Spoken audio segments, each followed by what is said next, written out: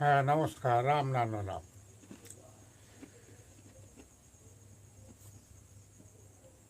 যুগবতার জন্মসিদ্ধ ঠাকুর বালক ব্রহ্মচারী মহারাজের তত্ত্ব অবলম্বনে বা ওনার যে সমস্ত তত্ত্ব কথা বা যে দর্শন দিয়েছেন, সেই দর্শন আমরা প্রতিদিনেই ঠিক এই টাইমেই আলোচনা আমরা করব।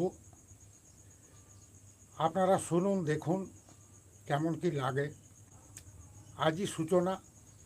যাই হোক, বালক ব্রহ্মচারী কথার বলার আগে গৌরাঙ্গ মহাপ্রভুর কথা এসে যায় এবং সেখানে না বললে একটা অপূর্ণতা থেকে যায়। এখন কে বালক ব্রহ্মচারী মহারাজ,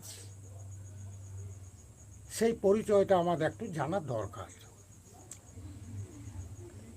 আজ থেকে 538 বছর আগে শ্রী চৈতন্য মহাপ্রভু এসেছিলেন এই বাংলার বুকে, নদিয়ার বুকে। তিনি চেয়েছিলেন নামের মধ্যে দিয়ে, প্রেমের মধ্য দিয়ে সারা বিশ্ববাসীকে একই ভ্রাতৃত্ব বন্ধনে বাঁধন দিতে। কিন্তু অশুভ শক্তির কাছে হলো পরাজয়। যাই হোক, মহাপ্রভু কাজ যে উদ্দেশ্যে উনি এসেছিলেন তা উনি কমপ্লিট করে যেতে পারেন নাই। কোনো একটা সন্ধিক্ষণে গৌরাঙ্গ মহাপ্রভুর মামা ছিলেন বিষ্ণুদাস ঠাকুর। অনেকে নিশ্চয়ই চিনবেন, পণ্ডিত জ্ঞানী ব্যক্তি। এই বিষ্ণুদাস ঠাকুরের সাথে গৌরাঙ্গ মহাপ্রভুর একটা আন্তরিকতা ছিল। একদিন গৌরাঙ্গ মহাপ্রভু এক অতিথির বাড়িতে গেছেন আতিথ্য গ্রহণের জন্যে, সাথে মামা বিষ্ণুদাস। মহাপ্রভু উভয়ে ভোজন করার পর মহাপ্রভু ভোজনের পরে হরতকি খেতেন। হর্তকি এক কথায়, মহাপ্রভু যেই ভোজন সারা হয়েছে, মামা বিষ্ণুদাস কলস থেকে একটা হর্তকি মহাপ্রভুকে দিচ্ছেন। মহাপ্রভু বলছেন যে, মামা তুমি এই হরতকি পেলে কোথায়? না বাবা, তুই ভোজনের পরে এই মুখশুদ্ধি করিস, যার জন্য এটা আমি বাড়ির থেকে নিয়ে এসেছি। না মামা, তুমি সঞ্চয় করেছ? সঞ্চয় মনোপ্রবৃত্তিতে মামা সন্ন্যাস হওয়া যায় না, তুমি ঘরে ফিরে যাও। এই না মহাপ্রভু মামা বিষ্ণুদাসকে ত্যাগ করে দিলেন সামান্য একটা হর্তকি সঞ্চয় করার জন্যে। সন্ন্যাসের কট্টর ধর্ম। যাই হোক, সামান্য একটু ভুলের জন্য মহাপ্রভু মামাকে সঙ্গ ত্যাগ করলেন। মামা বিষ্ণুদাস সেই গদগদ কণ্ঠে বলছেন যে, বাবা সামান্য ভুলের জন্য আমি তোর সঙ্গ ত্যাগ হইল, তো আবার কখন তোর সাথে আমার দেখা হবে? এই না মহাপ্রভুর মামা কাঁদতে থাকেন। সেই অবস্থায় মহাপ্রভু বলছেন যে, মামা তুমি কেনো না, আমি তোমাকে কথা দিলাম, আমি তোমারই বংশে ত্রয়োদশ উত্তর পুরুষে ভাগিনী রূপে আবার আমি এই পৃথিবীতে অবতীর্ণ হব, আমার অসমাপ্ত কাজ আমি সমাপ্ত করে যাব। এই প্রতিশ্রুতি মানে গৌরাঙ্গ মহাপ্রভু তার মামা বিষ্ণুদাস ঠাকুরকে এই প্রতিশ্রুতিটা দিয়েছিলেন। তো মামা আবার যে আমি আসবো, এটা অত্যন্ত গোপন, এটা মামা ভাগ্নের ব্যাপার, এটা তুমি অন্য কাউকে বলো না, এটা একদম গোপন। এখন এত বড় একটা ব্যাপার, এত বড় রহস্য, গৌরাঙ্গ মহাপ্রভু আবার কলিযুগের শেষে 13 পুরুষে বালক ব্রহ্মচারী রূপে আসবেন এবং ওনার কাজটা উনি কমপ্লিট করে যাবেন। এত বড় ব্যাপারটা মামা বিষ্ণুদাস কিন্তু চেপে রাখতে পারলেন না। বিষ্ণুদাস ঠাকুরের জামাতা ছিলেন জামাই পণ্ডিত গোপীনাথ কণ্ঠাভরণ।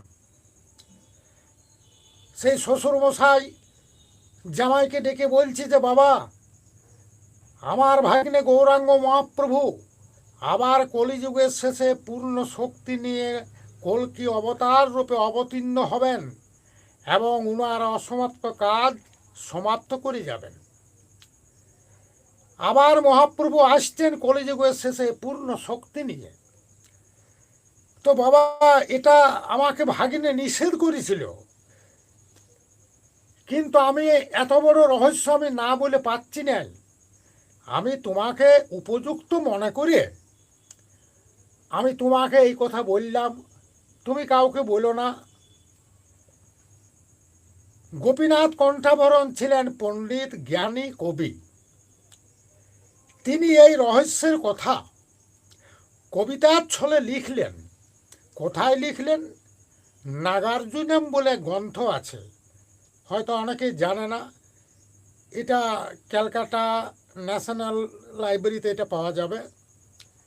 এই রহস্যের কথা সেখানে আছে। কেমনভাবে আছে সেই কথা একটুকু বলি কবিতার ছলে। মহাপ্রভু বলছেন, একান্ত রহস্যামি কহি যে মাতুল, জানিও নিশ্চিতভাবে হইবে না ভুল। তোমারই বংশে আমি ত্রয়োদশতরে, আবার আসিব ফিরে নবকলে বরে।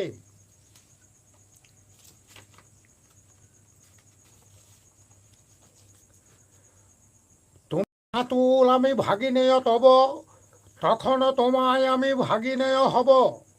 যেসব মহান কর্ম অবতারগণ অসমাপ্ত রাখিয়া যান ত্যাজিয়া ভুবন, সেই মহাযজ্ঞ করিতে পূরণ, একালের হেরে আমি সেই সুখক্ষণ। সত্যযোগ ভাবধারা ফিরে আনার পরম লক্ষ্যে মাতুল আমি আসিব আবার। তো এই যে প্রতিশ্রুতির কথা, আরও অনেক কথা কবিতার ছলে, এগুলো নাগার্জুনম গ্রন্থে আছে। আমি সামান্য কিছু কথা বললাম, এ অনেক বিস্তারিত আলোচনা, আমি সেই জায়গায় যাচ্ছি নাই। শুধু বালক ব্রহ্মচারী মহারাজের পরিচয়টুকু আমি দিলাম। বালক ব্রহ্মচারী যে গৌরাঙ্গ মহাপ্রভু 13 পুরুষে এসেছেন, এটা আমরা কি করে বিশ্বাস করি, এটা তো প্রশ্ন থেকে যায়। কিন্তু এই যে প্রশ্ন, তার যথাযথ উত্তর এবং তার তত্ত্ব, তার তথ্য, তার প্রমাণ, তার দলিল, মহাপ্রভু যে আসবেন তিনার ব্যাপারে যে মহানদের ভবিষ্যৎবাণী তথা কল্কি পুরাণ, মহাভারতের বনপর্ব, একযোগে কল্কির যে বর্ণনা, তা কিন্তু মিলে যাচ্ছে এই বালক ব্রহ্মচারীর সাথে। কি করে এটা আমরা অস্বীকার করি? প্রশ্ন করবেন, কেমন মিল পাচ্ছেন? বালক ব্রহ্মচারী যে গৌরাঙ্গ মহাপ্রভু 13 পুরুষে এসেছেন এবং মহাপ্রভু যে বলেছিলেন যে মামা আমি তোমারই বংশের 13 পুরুষে আসবো ভাগিনীয় রূপে, সেই 13 পুরুষের কথা, যেমন বাস্তব উদাহরণ দিই, আমার বাবা, তার বাবা, তার বাবা, তার বাবা, এই যে বাবার বাবা, বাবার বাবা, এই যে কুল পঞ্জিকা যেটা আমরা পাই, বংশা অনুক্রমে কমে এক কথায়। যেমন ইতিহাসে আমরা ধরুন পাই বাবর, আকবর, হুমায়ুন, শেরশাহ, এগুলো তো মিথ্যে নয়, এগুলো ধারণা, কল্পনাও নয়, গল্পও নয়, এটা প্রমাণিত সত্য, এটা হইল তথ্য, এটা প্রমাণ, এটা দলিল।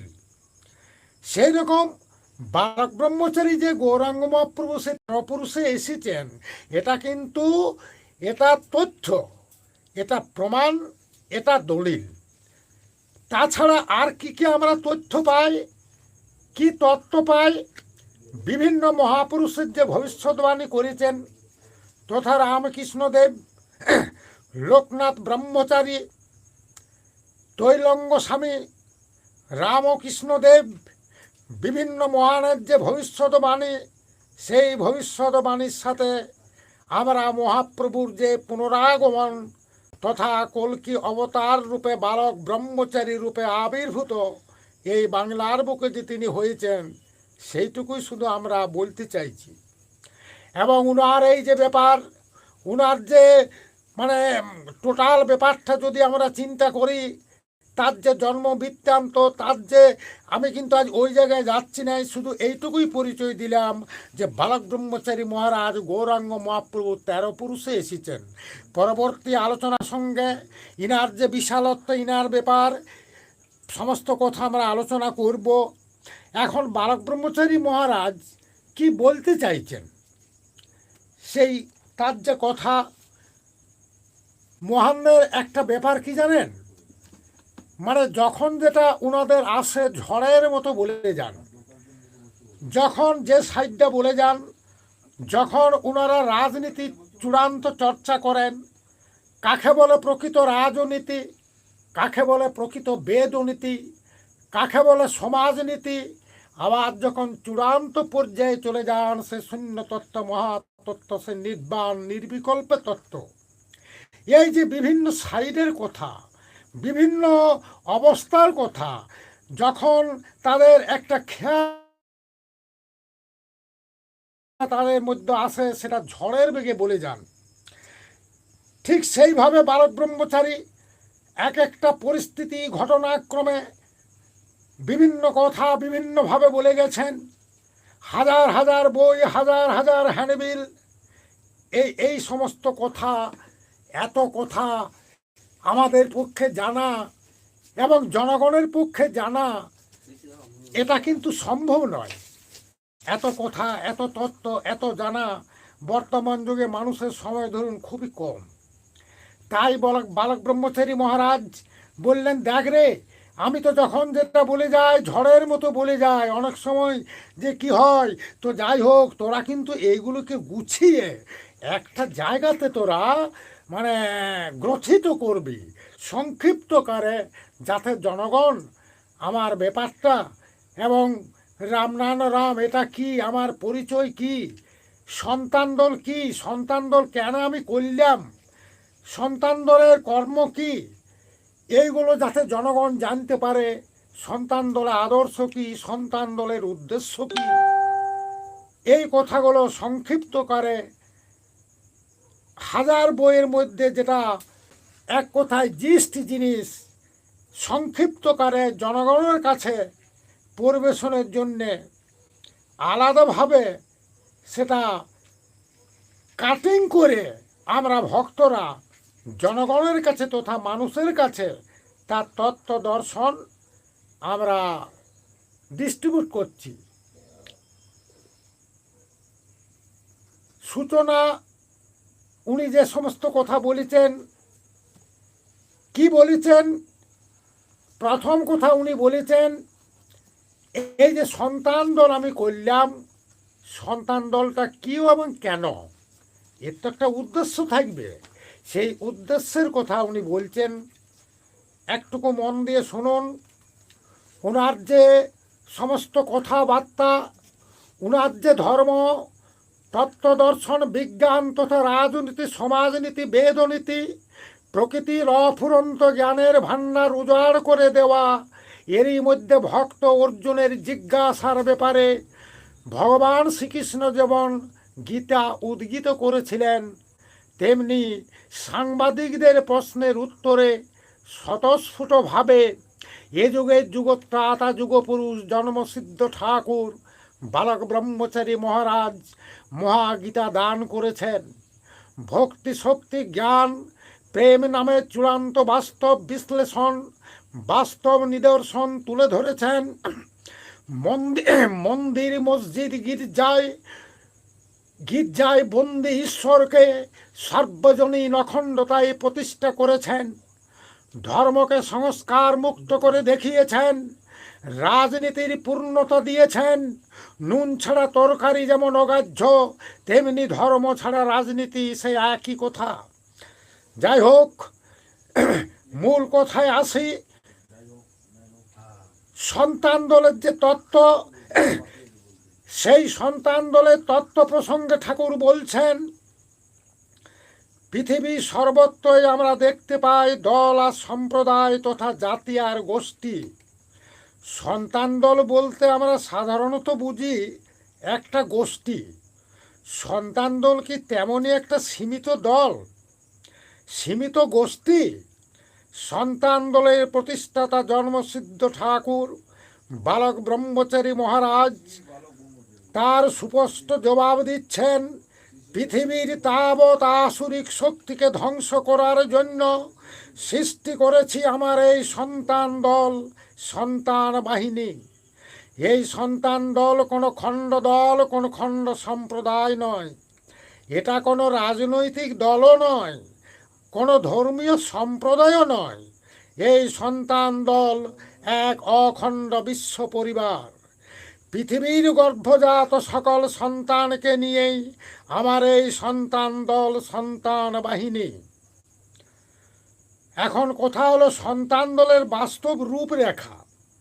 সেই সন্তান দলের বাস্তব রূপরেখা প্রসঙ্গে ঠাকুর বলছেন, পৃথিবীর গর্ভে তো শুধু মানুষই জন্মায়নি, জীবজন্তু, গাছপালা, কীট পতঙ্গ সকলকে নিয়েই তো এই সৃষ্ট জগৎ। তাহলে সেই জীবজন্তু, গাছপালা, কীট পতঙ্গ, মানুষ সবাইকে নিয়েই কি সন্তান দল? শুনে আজগুবি মনে হতে পারে, কিন্তু প্রকৃতপক্ষে এটি বাস্তব সত্য। আমরা এখানে দেখতে পাই একই মায়ের গর্ভে অনেকগুলি সন্তান হয়। আকার, আকৃতি, স্বভাব, প্রকৃতিতে কিন্তু সবারই এক হয় না। দেখতে কেউ সুশ্রী হয়, কেউ বা কুশ্রী হয়, কেউ স্বভাবে সাধু হয়, কেউ বা শয়তানও হয়। কিন্তু তাদের পরিচয় ভুললে চলবে না, তারা সবাই একই মায়ের গর্ভজাত সন্তান, একই পিতার ঔরসজাত সন্তান, পরস্পর ভাই ভাই, ভাই বোন সম্পর্কে সম্পর্কিত। তেমনি একই পৃথিবীর মায়ের গর্ভে আমরা সবাই জন্মেছি, একই সূর্যের ঔরসে আমরা জাত। আমরা কেউ মানুষের আকৃতি পেয়েছি, কেউ বা বাঘ ভাল্লুক, সাপ ব্যাং, কীট পতঙ্গ, গাছপালার আকৃতি পেয়েছি, কিন্তু পরিচয় আমাদের সবারই এক। একই পৃথিবীর মায়ের গর্ভজাত সন্তান, একই সূর্যের ঔরসজাত সন্তান। মায়ের স্তন্য পান করে যেমন সন্তান জীবন ধারণ করে, তেমনি আমরা অগণিত প্রাণীকুল এই পৃথিবী মায়ের স্তন্য পান করে জীবন ধারণ করছি। পৃথিবীর বুকের অসংখ্য গাছপালা সেই মায়ের স্তনের বাট, আর তারই মধ্যে যে তার অমৃতময় পীযূষধারা উৎসারিত হচ্ছে ফুল, ফল, শস্য রসের আকারে আমাদের উজ্জীবিত প্রাণবন্ত করার জন্য। সুতরাং পৃথিবী যে আমাদের পালয়ত্রী মাতৃতুল্য, আমরা যে তার গর্ভজাত সন্তান, এইভাবে কথা বলে উড়িয়ে দিলে চলবে না। এটা যুক্তিগ্রাহ্য, এটা বিজ্ঞানসম্মত, এটা বাস্তব।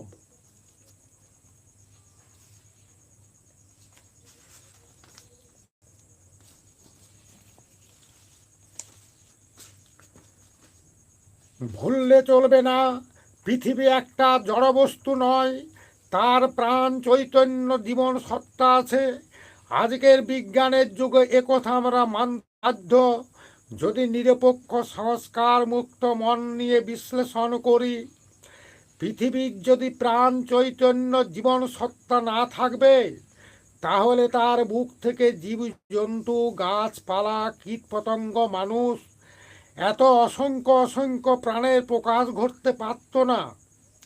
প্রকৃতপক্ষে আমরা যাকে জড় বলে জেনেছি, বস্তুত জড় নয়। পৃথিবীতে তথা সৃষ্টিতে জড়বস্তু বলে কিছু নেই, সবাই প্রাণ চৈতন্যময়। অধ্যাত্ম বিজ্ঞানীরা বহু পূর্ব থেকেই একথা ঘোষণা করে আসছেন। জড়বিজ্ঞানীদের মনেও এই প্রশ্ন দেখা দিয়েছে। তাই তোমাদের মনে প্রশ্ন জেগেছে, অ্যাটমের কি প্রাণ আছে? কেননা প্রতিটি অ্যাটমের বস্তুর সূক্ষ্মতম কণা কেন্দ্রে একটি স্থির কণা প্রোটন আছে। তাকে কেন্দ্র করে এক বা একাধিক ইলেকট্রন প্রচণ্ড বেগে আবর্তিত হচ্ছে। যদি তাদের মধ্যে প্রাণ চৈতন্য না থাকবে, তাহলে এই স্বতঃস্ফুট গতিবেগ কেমন করে সম্ভব?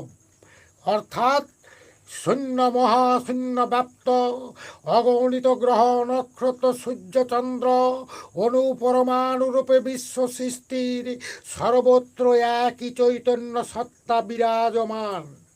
পৃথিবী সেই চৈতন্যময় প্রাণময় বস্তুপিণ্ড, তারই গর্ভজাত আমরা সবাই, তারই অঙ্কে। আমরা হিন্দু নই, মুসলমান নই, আমরা খ্রিস্টান নই, আমরা বাঙালি নই, পাঞ্জাবি নই, চীনা জাপানি নই, আমরা নকশাল নই, কংগ্রেস নই, সমাজতন্ত্রীও নই। আমাদের একটি মাত্র পরিচয়, আমরা পৃথিবীর সন্তান, প্রকৃতি মায়ের সন্তান। সন্তান দলের কর্মধারা কি, সন্তান দলের কাজ কি, এই জায়গাটা একটু বলি। ঠাকুর বলছেন, এই বাস্তব সত্যকে প্রতিষ্ঠিত করবার জন্য, একই ভ্রাতৃত্বের বন্ধনে একই বিশ্ব পরিবারকে আবদ্ধ করার জন্য সৃষ্ট হয়েছে ঐতিহাসিক সন্তান দল। তাই এই সন্তান দলের কর্মী সন্তানদের দায়িত্ব কর্তব্য বিরাট ও ব্যাপক। একদিকে যেমন তাদের বিভিন্নতা বিচ্ছিন্নতা ভুলতে হবে, অপরদিকে তেমনি সকলের বোধগম্যে আনতে হবে সেই চিরন্তন অভেদের কথা। আমাদের সূর্য এক, চন্দ্র এক, বাতাস এক, জল এক, মাটি এক, একই সূর্যের তাপ, আলো, তেজ, জীব জন্তু, গাছপালা, কীট পতঙ্গ, মানুষ আমরা নির্বিচারে গ্রহণ করছি। একই বাতাস টেনে টেনে আমরা সবাই জীবন ধারণ করছি, একই জলে আমরা উজ্জীবিত হচ্ছি। তেমনি ধর্মের ক্ষেত্রে, জাতির ক্ষেত্রে, নীতির ক্ষেত্রে আমাদের কোনো বিভিন্নতা থাকতে পারে না। বস্তুতপক্ষে পৃথিবী একটা অখণ্ড মাতৃসত্তা। স্নেহময়ী মায়ের বুকে যেমন যমজ সন্তান সমান স্নেহে আশ্রয় পায়, তেমনি জীব জন্তু কীট পতঙ্গ মানুষ সমান স্নেহে সমান অধিকারে দাবিতে এই পৃথিবীর বুকে স্থান পেয়েছে। অথচ স্বার্থান্বেষী মানুষ সেই অখণ্ড মাতৃবক্ষকে খণ্ড খণ্ড করেছে নির্বিচারে। Asia, Europe, America, Africa, Bharat, চীন, রাশিয়া, ইংল্যান্ড, বাংলা তথা আসাম, বিহার, উড়িষ্যা। আমরা একবারও চিন্তা করিনি যে পৃথিবীটাকে একটা আপেল নাশপাতি যে টুকরো টুকরো করে ভাগ করে দিলাম, এই নাও আসামবাসী, এই নাও উড়িষ্যাবাসী, রাজনৈতিক স্বার্থ সিদ্ধির জন্য, দলগত প্রাধান্য বজায় রাখার জন্য ঘরে বসে কাগজে কলমের আঁচড় কেটে কেটে আমরা দেশ ভাগ, পৃথিবী ভাগ করেছি। তারই ফলে জাতিতে জাতিতে, রাষ্ট্রে রাষ্ট্রে চিরন্তন সংঘাতের ব্যবস্থা পাকাপাকি হয়েছে। স্নেহময়ী মাতৃবক্ষকে টুকরো টুকরো করে যেখানে শয়তানের থাবা বিস্তার করছি, তাই সেখানে আজ অমৃত রসের পরিবর্তে রক্তের ধারা। এই ভেদ বুদ্ধি ঘোচাবার জন্যেই, এই আসুরিকতা বিনাশের জন্যেই সন্তান দলের আবির্ভাব। নাম জপ প্রতিষ্ঠার মোহ নয়, গদি দখলের অন্ধ মানসিকতা নয়, প্রাধান্য বিস্তারের লোভেও নয়, সম্পূর্ণ বিজ্ঞান ভিত্তিক উপায়ে হত্যা, হানাহানি, শোষণ, বঞ্চনা বৃত্তি ঘুচিয়ে মানুষের মনে প্রেম, প্রীতি, ভালোবাসার জোয়ার বোয়াবার জন্যই সন্তান দল ব্যাপক কর্মযজ্ঞে নেমেছে। উপদেশ নির্দেশে স্থায়ী সামগ্রী ফল লাভ কখনো সম্ভব নয়। আবার শক্তির মাদকতায় বোমা, বন্দুক, কামান, সৈনিকের বুটের দাপটে পৃথিবীর সকল মানুষকে এক নীতির পতাকা তোলে আনা একেবারেই অবাস্তব কল্পনা। যদি সম্ভব হতো তাহলে একদিকে যেমন বুদ্ধ, যিশু, নানক, মোহাম্মদ, সাধুগুরু মহান অবতারের দলে দলে পৃথিবীর বুকে এসেছে অহিংসার বাণী, প্রেম প্রীতি ভালোবাসার কথা শুনিয়ে গেছেন, তেমনি আরেকদিকে Alexander, Genghis Khan, Napoleon, Hitler, ইতিহাস বিখ্যাত বীর পুরুষেরা পদভারে মেদিনী কাঁপিয়েছেন। এক পতাকা তলে বিশ্বকে বাঁধতে চেয়েছেন, এক রাষ্ট্র প্রতিষ্ঠার স্বপ্ন দেখেছেন, কিন্তু সে স্বপ্ন স্বপ্নই রয়ে গেছে। এর মূল কারণ তাদের পদ্ধতি ছিল সম্পূর্ণ অবৈজ্ঞানিক। ফুলের কুড়িকে যেমন জোর করে আবরণ খোসালে তা প্রস্ফুটিত হয় না, তার সুন্দর রূপ দেখা যায় না, তেমনি উপদেশ নির্দেশ দিয়ে বা ভয় ভীতি দেখিয়ে মানুষের মনে সুন্দরের বিকাশ ঘটানো যায় না। তাহলে কোন সেই বৈজ্ঞানিক পন্থা যার দ্বারা অসম্ভবকে সম্ভব করা যায়? জাতি, ধর্ম, বর্ণ, সম্প্রদায়ের বিভেদ ঘুচিয়ে এক বিশ্ব পরিবার গড়ার সেই মন্ত্র গুপ্তি কি?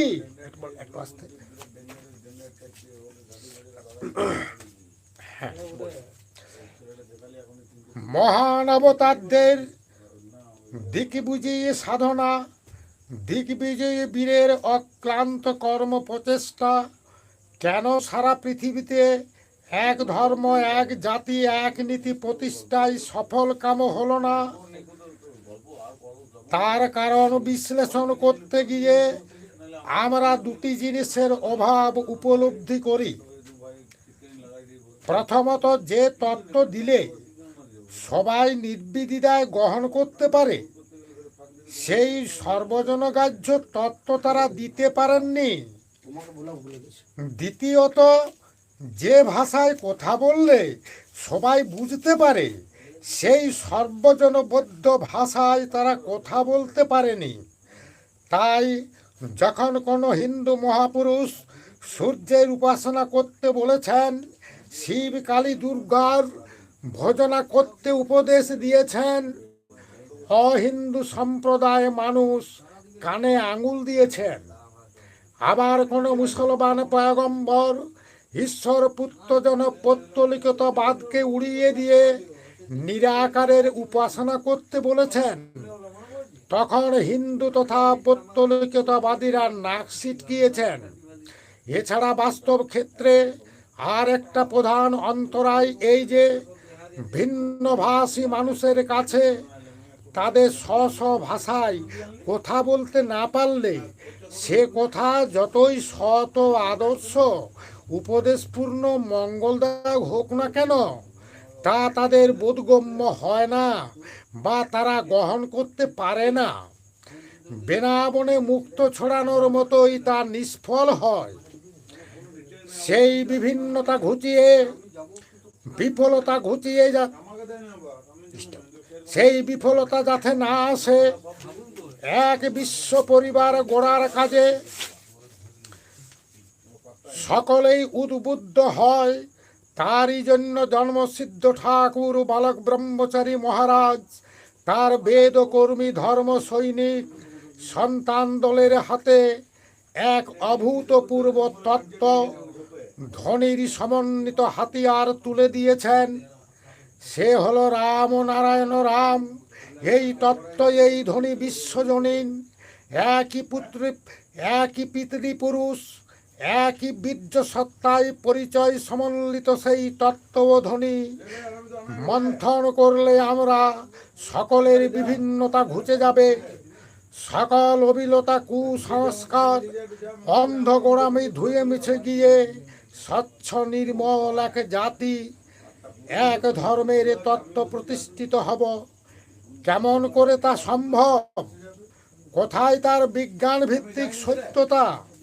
কোথায় তার বিজ্ঞাননিষ্ঠ প্রমাণ? রাম ও নারায়ণ রাম এটা কোনো শব্দ সম্ভার নয়, এটা কোনো মহাপুরুষের গুণগাথা নয়, এটা একটা স্বরলিপি। রাম অর্থে এখানে ত্রেতা যুগের ধনুর্ধারী রামচন্দ্রকে, অথবা নারায়ণ অর্থে সত্যযুগের চতুর্ভুজ নারায়ণকে বোঝানো হচ্ছে না। সারে গামা পাধা নিশা, সেই সপ্ত সুরকে সুসংবদ্ধ করে আমরা যেমন বিভিন্ন সুর, বিভিন্ন তাল, বিভিন্ন গান গেয়ে থাকি, তেমনি মহাকাশের এই সমন্বিত মহাসুরকে ধ্বনিত করার জন্য রাম নারায়ণ রাম ওই মহাস্বরের স্বরলিপি রচিত হয়েছে। সেই মহাস্বর বিশ্বের প্রণবধ্বনি, ওঙ্কার ধ্বনি ও সেই যে ধ্বনির স্রোত অহর্নিশ বয়ে চলেছে মহাবিশ্বের ব্যাপ্তিতে। যে ধ্বনির তরঙ্গ সংঘাতে সৃষ্টি হয়ে চলেছে বিশ্বের তাবৎ সৃষ্টিকুল গ্রহ নক্ষত্র সূর্যচন্দ্র জীব জন্তু গাছপালা কীট পতঙ্গ মানুষ, এটা কি নিছক কল্পনা বিলাস, আফিংয়ের নেশার বস্তু অথবা বাস্তব? বিজ্ঞানের বিশ্লেষণ কোথায়? বাস্তবে যুক্তি কোথায়? ঠাকুর বলছেন, আমরা জানি ধ্বনি সর্বত্র বিদ্যমান, সর্ব বিষয়বস্তুতে বিদ্যমান, তাই সব কিছু ধ্বনিরই প্রকাশ। আমরা চলছি, ফিরছি, কথা বলছি, হাতে হাতে তালি দিচ্ছি, পাখা ঘুরছে, ফ্যান চলছে, গাড়ি ছুটছে, সব কিছুতেই ধ্বনিরই প্রকাশ। যেমন সকল বিষয়বস্তুর মধ্যে তেজের অস্তিত্ব আছে, তাই কোথায় কোথায় তার প্রকাশ দেখতে পাই। হাতে হাতে ঘষা দিচ্ছি, পাথরে পাথরে ঠোকা দিচ্ছি, মেঘে মেঘে ধাক্কা লাগছে, জলস্রোতে জলকণার সংঘাত,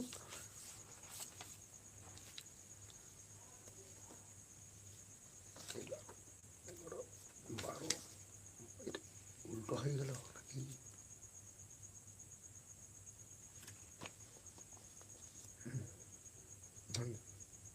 উল্টা করে পড়ে ফেললাম, পড়ব।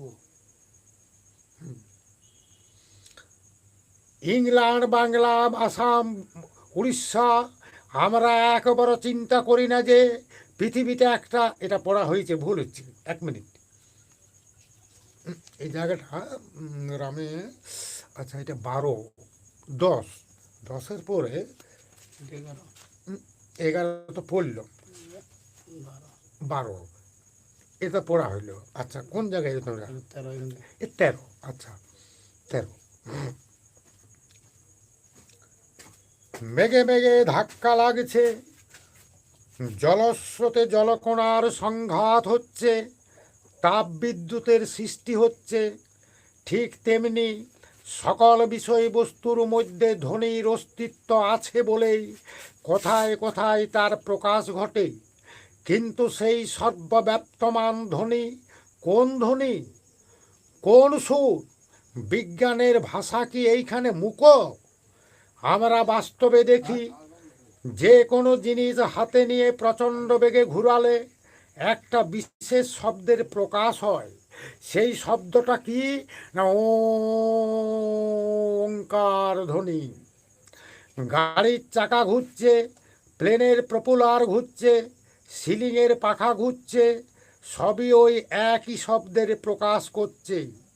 আধুনিক বিজ্ঞান বলছে ওই গাড়ির চাকার মতো পৃথিবীও বন বন করে ঘুরছে। শুধু যে পৃথিবী ঘুরছে তা নয়, মহাকাশে বিরাজমান কোটি কোটি গ্রহ নক্ষত্র সূর্য চন্দ্র সব কিছুই প্রচণ্ড বেগে ঘুরছে, কেউ স্থির নেই। তাহলে আমাদের সাধারণ বুদ্ধিতে এই অগণিত গ্রহ নক্ষত্রের প্রচণ্ড ঘূর্ণনের ফলে কোন শব্দ আশা করতে পারি? সর্বব্যাপ্তমান এক সমন্বিত মহাধ্বনির তরঙ্গ মূর্ছনা ও যা অহর্নিশ বয়ে চলেছে এই মহাবিশ্বের অনন্ত শূন্যের মহাসাগরে। এই ধ্বনিস্রোতেই সেই ওজস্র, সেই মহা ঔরস, যা থেকে অগণিত গ্রহ নক্ষত্র সূর্যচন্দ্র জীব জন্তু মানুষ ধারায় ধারায় সৃষ্টি হয়ে চলেছে। বাস্তব দৃষ্টান্ত বলে গতির থেকে যা সৃষ্টি হয় তার আকৃতিও গোল হয়। জলের স্রোত গোল গোল আকার নিয়ে বুদবুদ সৃষ্টি হয়। কুমোরের চাকা থেকে কিছু বেরিয়ে আসে, তার আকৃতি হয় গোলাকার। তাহলে একটা সঙ্গত মনে প্রশ্ন আসে, এই যে অগণিত গ্রহ নক্ষত্র সূর্য চন্দ্র, এদের আকার কেন গোল? হাতে করে কোন কারিগর এদের গড়েনি? প্রকৃতির খেয়ালে, প্রকৃতির নির্দিষ্ট নিয়মের ধারায় এরা সৃষ্টি হচ্ছে। কিন্তু সবার আকৃতি কেন গোল? এর সদুত্তর এবং বাস্তব ভিত্তিক উত্তর হবে এইটাই, এই মহাশূন্য মহাকাশে কোন গতির স্রোত বয়ে চলেছে যা থেকে এগুলো সৃষ্টি হয়েছে বা হচ্ছে। সেই গতির আবর্তে এদের আকৃতি হয়েছে গোল, এবং সেই গতি পূর্ববর্ণিত ধ্বনির গতি ছাড়া আর কিছুই নয়। সেই ধ্বনি হলো ওঙ্কার ধ্বনি। প্রশ্ন জাগতে পারে, এই ধ্বনির তরঙ্গ বইছে তো আমরা তো শুনতে পাচ্ছি না, কই? সব ধ্বনি শোনার মতো করে আমাদের কানে যন্ত্র তৈরি নয়। যেমন প্রতি মুহূর্তে আমাদের আশপাশ দিয়ে কত শব্দ তরঙ্গই তো ভেসে যাচ্ছে, কিন্তু কই আমরা তো তা শুনতে পাচ্ছি না। তাই বলে শব্দ যে বইছে না তা তো ঠিক নয়। টিভি রেডিও যন্ত্রই তার প্রমাণ দেবে। ইংল্যান্ড থেকে খেলার খবর বইছে, আমেরিকা থেকে ভাষণ দিচ্ছে, আকাশবাণী কলকাতা থেকে রবীন্দ্রসঙ্গীত শোনাচ্ছে। সবার শব্দ তরঙ্গ এই ফাঁকা দিয়েই ভেসে আসছে। কানে আমরা শুনতে পাচ্ছি না ঠিকই, কিন্তু টিভি বা রেডিও যন্ত্রে তার সব শব্দকেই আলাদা আলাদা করে আমাদের বুঝিয়ে দিচ্ছে।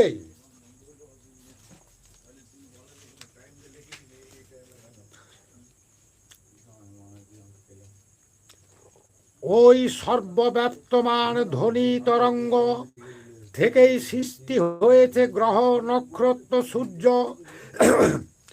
তাই তারা সেই ধ্বনি দিয়ে চলেছে অহর্নিশ। জীবজন্তু, গাছপালা, কীট পতঙ্গ, মানুষ, এরাও তার ব্যতিক্রম নয়। বিশ্লেষণ করলে দেখা যাবে স্থান কাল পাত্র ভেদে একই সুরধ্বনি দিয়ে চলেছে সবাই। বাঙালি, পাঞ্জাবি, চীনা, ইংরাজ, যে কোনো ভাষাভাষীর ঘরে যে কোনো শিশু ভূমিষ্ঠ হয়, তখন সে একটিমাত্র ভাষায় কথা বলে, একটিমাত্র ভাষায় তার ব্যথা বেদনা ক্ষুধা তৃষ্ণা জানায়। সেই ভাষা আমাদের সবেরই পরিচিত ভাষা, সেই ওয়া ওয়া ভাষা। ভাবতে অবাক লাগে, এই সার্বজনীন ভাষা তাদের কোন মাস্টার শেখালো? বাঙালি মা বাংলা ভাষায় কথা, শব্দ সম্ভার তার আয়ত্তে। ইংরেজ মা, পাঞ্জাবি মা, চীনা মা, ভিন্ন ভিন্ন ভাষায় তারা কথা বলেন, চিন্তা করেন, ভাবের আদান প্রদান করেন। অথচ সবার শিশু সন্তান ওই একটি মাত্র ভাষায় কেন উচ্চারণ করে? কারণ তার একটি, জন্মের আগে যে সত্তার সাথে তারা বিরাজ করছিল, যে সুর ও মূর্ছনায় তারা মহাশূন্যে ছোটাছুটি করে বেড়াচ্ছিল, জন্মের সাথে সাথে যেহেতু পরিবেশ থেকে কোনো ভাষা সে তখনও আয়ত্ত করতে পারেনি, তাই তার জন্মগত ভাষা, সত্তার ভাষা সামান্য বিকৃত হয়ে তার মুখ থেকে বেরিয়ে আসছে ওয়া ওয়া ওয়া ওয়া ভাষা। প্রশ্ন আসবে, একটা শিশু তার যন্ত্রপাতি ঠিক হয়নি ততদিনে, তাই একটা বিকৃত শব্দ করে। সেই শব্দকে সৃষ্টিতত্ত্বের মূল সুরের সঙ্গে মিলিয়ে দেখাটা কি বিজ্ঞানসম্মত? বিশ্লেষণের ক্ষেত্রে আরেকটুকু ব্যাপকতায় ছড়িয়ে দিলে দেখতে পাব নবজাতকের বেলাতে নয়, বয়স্কর ক্ষেত্রেও সেই একই কথা প্রযোজ্য।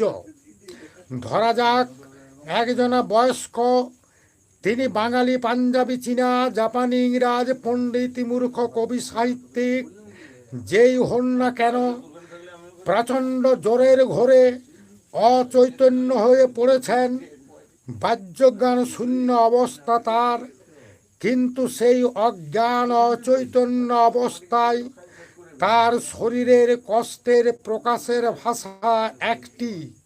সে ভাষা আমাদের কারু অজ্ঞাত নয়, বেদনার্থ কাতর সেই ভাষা হলো ও ও ও।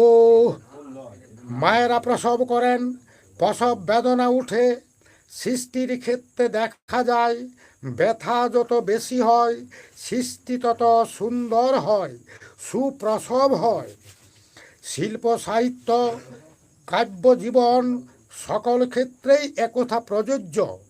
মায়েরা যে নব সৃষ্টি করে চলেছেন, সেই সৃষ্টির পাক মুহূর্তে বাঙালি, পাঞ্জাবি, চীনা, জাপানি, পণ্ডিত, মূর্খ যেই হন না কেন, তার মুখ থেকে একটি ধ্বনি, একটি ভাষায় বেরিয়ে আসে ও ও ও। আবার মৃত্যুর যে শেষ টান, শ্বাসটান উঠেছে, সেই পরিচিত অপরিচিত, জানা অজানা সব কিছুই বিস্মৃত অতলে তলিয়ে যাচ্ছে।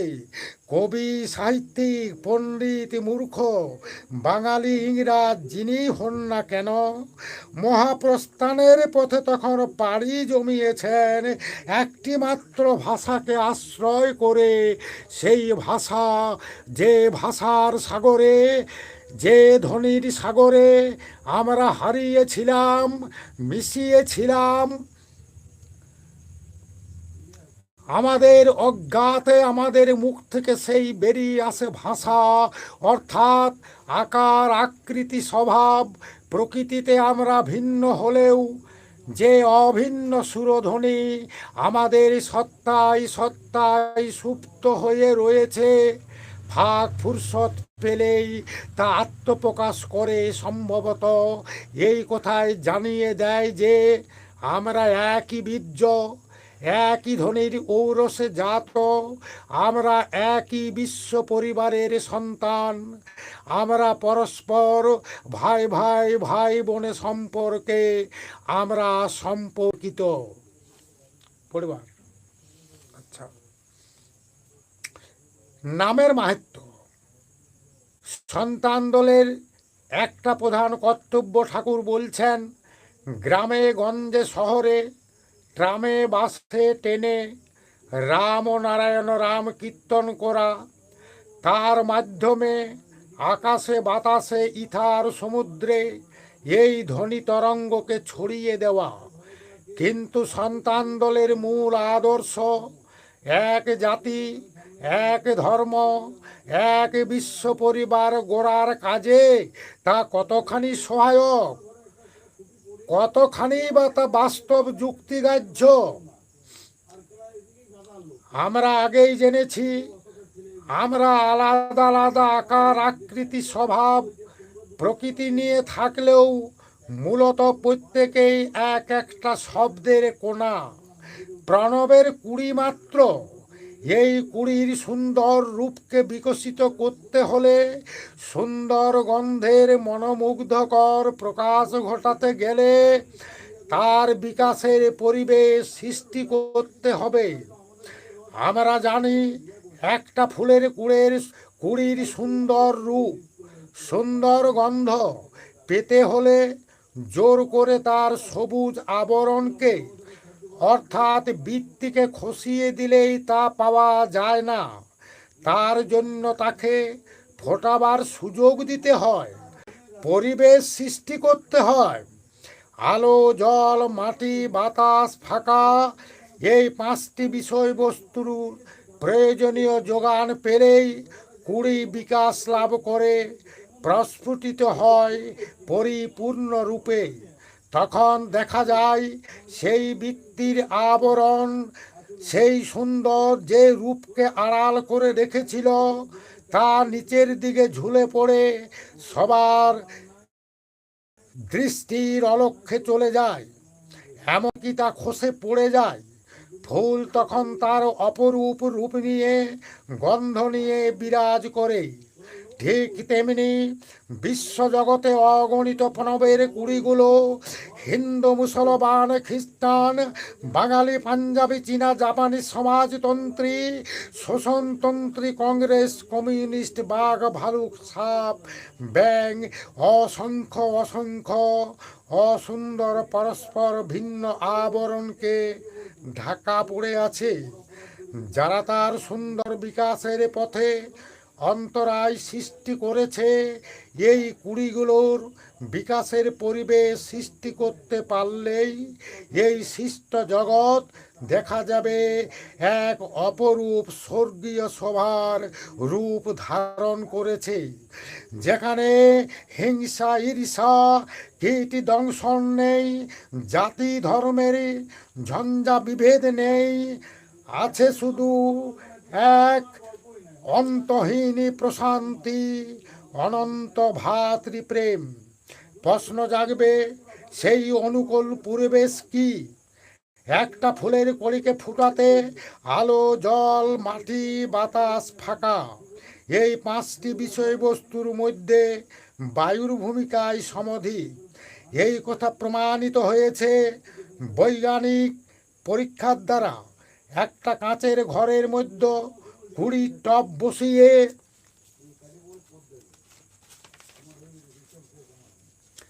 তার মধ্যে বেহালা, এসরাজ, সেতারের সুরঝঙ্কার তুলে দেখা গেছে সেই 20 ফুটতে বাইরে প্রাকৃতিক পরিবেশে 5-6 দিন সময় লাগে। সেই 20 5-6 ঘন্টায় প্রস্ফুটিত হয়েছে। এই বৈজ্ঞানিক তত্ত্বের উপর ভিত্তি করেই রাম ও নারায়ণ রাম ধ্বনির বাস্তব প্রয়োগ। সেই ওঙ্কার ধ্বনি, প্রণব ধ্বনির 20 আকারে আমাদের সত্তায় সত্তায় সুপ্ত হয়ে রয়েছে। তার অনুগ ধ্বনি তরঙ্গের শিহরণে শিহরণে তার বিকাশ সম্ভব। সম্ভব গণ্ডিবদ্ধ ব্যাপ্তির থেকে ব্যাপক বিস্তারে। রাম নারায়ণ রাম, রাম নারায়ণ রাম, এই নাম গ্রামে গঞ্জে শহরে যেখানে এই মহানাম গীত হচ্ছে, এর অন্তর্নিহিত সেই ওঙ্কার ধ্বনি ইথার তরঙ্গকে আশ্রয় করে বিশ্বের সর্বত্র ছড়িয়ে পড়ছে। বৈজ্ঞানিকদের মতে এই ইথারের 3টি বিশেষ গুণ, বিশেষ ক্ষমতা আছে। প্রথম ক্ষমতা কি? এই ইথার বিশ্বের সর্বত্র সকল বিষয়বস্তুর মধ্যে ব্যাপ্তমান। আমরা জানি আমাদের আশেপাশের যে শূন্য স্থান তা প্রকৃতপক্ষে শূন্য নয়, বায়ুতে পরিপূর্ণ। কিন্তু ভূপৃষ্ঠ থেকে কয়েক ঘন্টা মাইল ঊর্ধ্বে সে বায়ুরও অস্তিত্ব নেই, তাই বলে সেটা প্রকৃতপক্ষে ফাঁকা নয়। বায়ু অপেক্ষা বহুগুণ সূক্ষ্ম এক প্রকার পদার্থে তা ভরপুর। বৈজ্ঞানিকরা এই সর্বব্যাপ্তমান বস্তুটির নাম দিয়েছেন ইথার। এ এত সূক্ষ্ম যে দেওয়াল, কাঠ, মানুষ, জীবজন্তুর দেহ, পাহাড়, পর্বত, নদী, সাগর, মৃন্ময় পৃথিবী সব কিছুর মধ্য দিয়েই বিশ্বের সর্বত্র পরিব্যাপ্ত। দ্বিতীয়ত, জলে ঢিল ফেললে যেমন তরঙ্গ উঠে এবং সেই তরঙ্গ জলকে আশ্রয় করে চারিদিকে ব্যাপ্ত হয়, তেমনি এই ইথার আলোক অথবা ধ্বনিরূপ যে কোনো ধ্বনির তরঙ্গ উঠুক না কেন, তাকে প্রচণ্ড বেগে বিশ্বের সর্বত্র ছড়িয়ে দেয় এই ইথার। কোনো প্রতিবন্ধকতায় তার কাছে টিকে না। বালির মধ্য দিয়ে জল যেমন অনায়াসে যাতায়াত করে, তেমনি বিশ্বের যে কোনো জড় বস্তু, প্রাণময় বস্তু তার কাছে দরজা জানলা বিশেষ ফাঁকা। এই ইথার তরঙ্গের অবিশ্বাস্য গতিবেগের কথা শুনলে আমরা অবাক হয়ে যাই। ইথারে যে কোনো শক্তির তরঙ্গ উঠুক না কেন, তাকে সেকেন্ডে 1,86,000 মাইল বেগে সর্বত্র অবাধে ছুটিয়ে নিয়ে যায়। তার প্রমাণ আমরা প্রতিদিন প্রতি মুহূর্তে পেয়ে থাকি রেডিও, টেলিভিশন, ফোনের মাধ্যমে। হাজার হাজার মাইল দূর আমেরিকা, রাশিয়া থেকে প্রচারিত শব্দ, সংবাদ, চিত্র একই সময়ে পৃথিবীর যে কোনো কেন্দ্র থেকে শোনা যায়, দেখা যায়। তারই জন্য 1 সেকেন্ড, আধ সেকেন্ড, সিকি সেকেন্ডও সময় লাগে না। এমনকি ঘরের মধ্যে দরজা জানলা বন্ধ রাখার অবস্থাও তা শোনা বা দেখা যায়। যে দৃষ্টান্ত ইথারের পূর্ব বর্ণিত দুটি বিশেষ গুণের অস্তিত্বকে প্রমাণ করে। তৃতীয়ত, ইথারের বুকে যে শক্তির তরঙ্গ উঠে তা সর্বদাই বিভিন্ন, অর্থাৎ কখনো কোনো দুটি তরঙ্গ হুবহু এক হবে না, যার ফলে কোনো ধ্বনি তরঙ্গ বা আলোক তরঙ্গ কখনো একটার সাথে একটা মিলেমিশে একাকার হতে পারে না। সব সময় তাদের বিশিষ্টতা থাকবেই। তারই জন্য আমরা একই ফাঁকার মধ্য দিয়ে ভেসে আসা প্রতিটি শব্দ বা আলোকচিত্রই ভিন্ন ভিন্নভাবে বিশেষ করে শুনতে বা দেখতে পাই। এই ত্রিগুণান্বিত ইথারের বুকে যখন রাম ও নারায়ণ রামের অন্তর্নিহিত ওঙ্কার ধ্বনি তরঙ্গ সৃষ্টি করছে, সেই ধ্বনি বিশ্বের প্রতিটি জীবন জীবী দেহ ভেদ করে যাচ্ছে এবং তা দেহের প্রতিটি অণু পরমাণুতে শিহরণ যোগাচ্ছে। ফলে তার অন্তর্নিহিত সুপ্ত ওঙ্কারের সত্তা সেই শিহরণে শিহরণে কুড়ির মতো বিকাশ লাভ করছে, ব্যাপকতায় ছড়িয়ে যাচ্ছে। প্রশ্ন দেখা দেবে, রাম নারায়ণ রাম তো বহুদিন থেকেই কীর্তন শুনছি, কিন্তু কোথাও তো ব্যাপকতার চেহারা দেখা যাচ্ছে না, ব্যাপক রূপান্তরের ঘটনাও তো কোথাও ঘটছে না। এই ব্যাপারে একটা কথা আমরা মেনে নিতে বাধ্য যে সৃষ্টির সব কিছু নির্ভর করছে একটা মাত্রার উপর। একটা বিশেষ মাত্রায় না আসা পর্যন্ত কোনো বিষয়বস্তু সৃষ্টি বা রূপান্তর সম্ভব নয়। বিশেষ তাপের তারতম্যে নদী নালা সাগরের বুক থেকে কোনা কোনা জল বাষ্পের আকারে উপরে উঠে যাচ্ছে, কিন্তু সঙ্গে সঙ্গে তা থেকে বৃষ্টি বা জল আমরা পাচ্ছি না। দীর্ঘ 10টি মাস, অর্থাৎ শরৎ, হেমন্ত, শীত, বসন্ত, গ্রীষ্ম, এই 5টা ঋতু ধরে ধরে এই সূক্ষ্ম রূপান্তর চলতে থাকে আমাদের সকলের অলক্ষ্যে। সেই কোনা কোনা জলীয় বাষ্প জমাট বেঁধে বেঁধে মেঘের সৃষ্টি হয়। মেঘ হলে আবার বৃষ্টি হয় না, মেঘের পর মেঘ জমাট বেঁধে বেঁধে ঘনীভূত হয়। তারপর উপযুক্ত পরিস্থিতিতে পাহাড় পর্বত আকারে নেমে আসে, প্লাবন বইয়ে দেয়। তখন ভাবতে অবাক লাগে, এই জল কি করে এই ফাঁকা আকাশটাকে ধরে রাখলো, কেমন করেই বা তার থেকে বৃষ্টি নামলো। এবং মাত্রায় এখানে দেখা যাচ্ছে মাত্রার ভূমিকায় এক্ষেত্রে অবিসম্বাদিত। দৃষ্টান্ত আরো দীর্ঘ করা যায়। হাঁস মুরগির ডিম দেখলে মনে হবে জড় বস্তু পড়ে আছে, কিন্তু তার মধ্যে যে অপরূপ রূপ সুপ্ত হয়ে রয়েছে তা তখন ইন্দ্রিয়গ্রাহ্য হয় না। সেই রূপকে দেখতে গেলে, সেই প্রাণের বিকাশ ঘটাতে গেলে সেই ডিমকে তা দিতে হয়, তা তাপ সঞ্চার।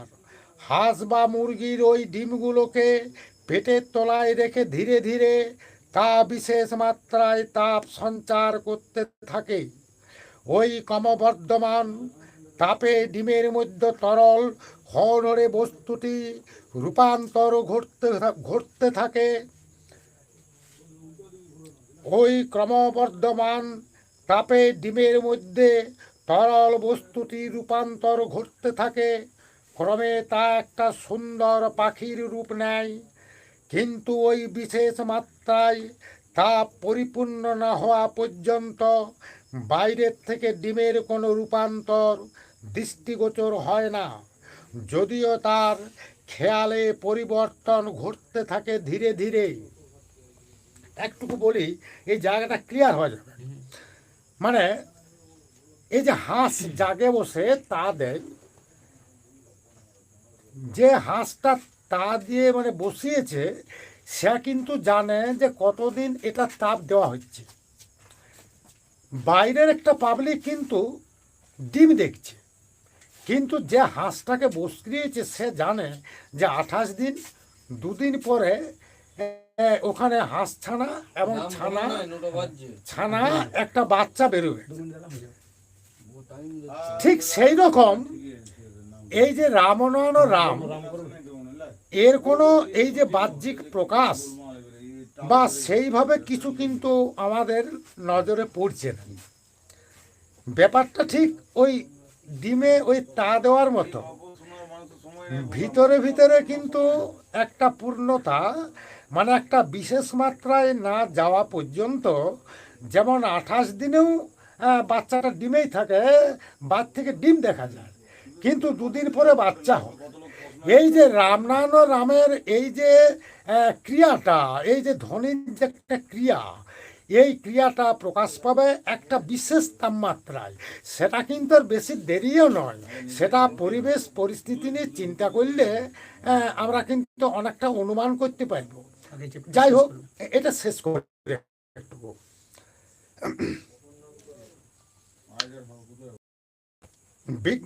বিজ্ঞানীরা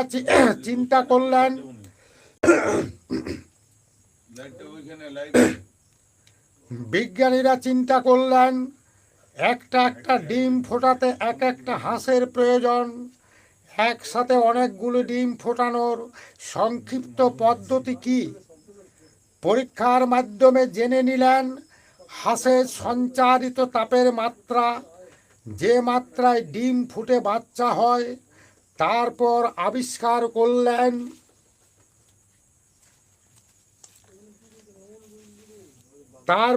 আবিষ্কার করলেন অপূর্ব এক বৈজ্ঞানিক যন্ত্র, ইনকুবেটর, যার মাধ্যমে হাজার হাজার ডিম একসাথে ফুটিয়ে হাজার হাজার বাচ্চা বার করা হয়। তেমনি উচ্চকোটির অধ্যাত্ম বিজ্ঞানীরা যারা, ঋষিকল্প দ্রষ্টা যারা, তারাও এমন কোনো তন্ত্র শক্তি তরঙ্গ আবিষ্কার করেন যার সাহায্যে পৃথিবীর আবহমণ্ডলের সর্ববিশেষ মাত্রান্তর ঘটানো যায়, যার ফলে এককালীন সমগ্র জীব জগতের মানসিক রূপান্তর সম্ভব। জন্মসিদ্ধ ঠাকুর বালক ব্রহ্মচারী মহারাজ সেই জাতীয় অধ্যাত্ম বিজ্ঞানী, যিনি রাম নারায়ণ রাম এই বিজ্ঞান ভিত্তিক বেদ মন্ত্র, বেদধ্বনির মাধ্যমে সারা পৃথিবীর রূপান্তর ঘটাতে চলেছেন। রাম নারায়ণ রাম। আজ এখানেই সমাপ্ত করলাম। এরপর